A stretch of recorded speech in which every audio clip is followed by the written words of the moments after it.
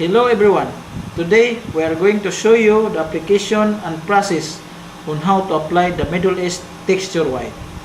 Here are the application tools: big roller, hopper gun, and honeycomb roller. To begin with, first apply 1 coat of Middle East primer sealer white and let it dry.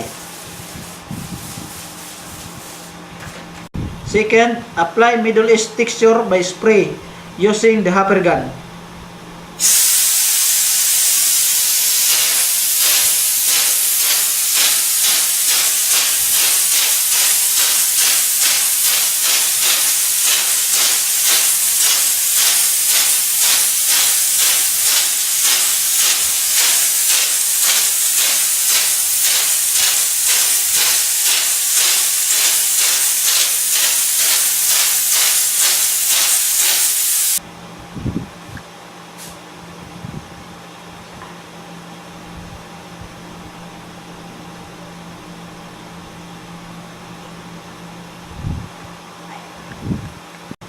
After that, on medium dry, use honeycomb roller by pressing it to obtain head cut texture and let it dry.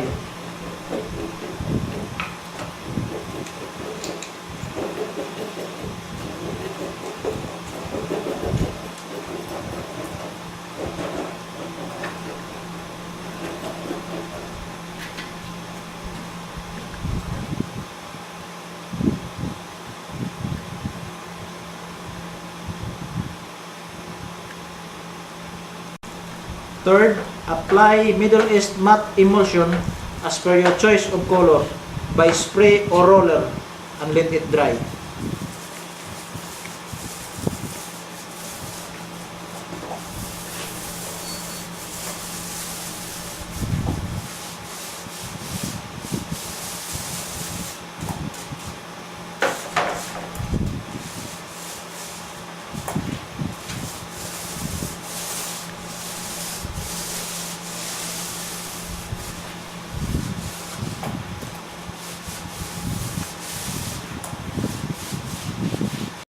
Lastly, apply Middle East Chemicoat clear gloss by spray or roller to obtain high glossy appearance and let it dry.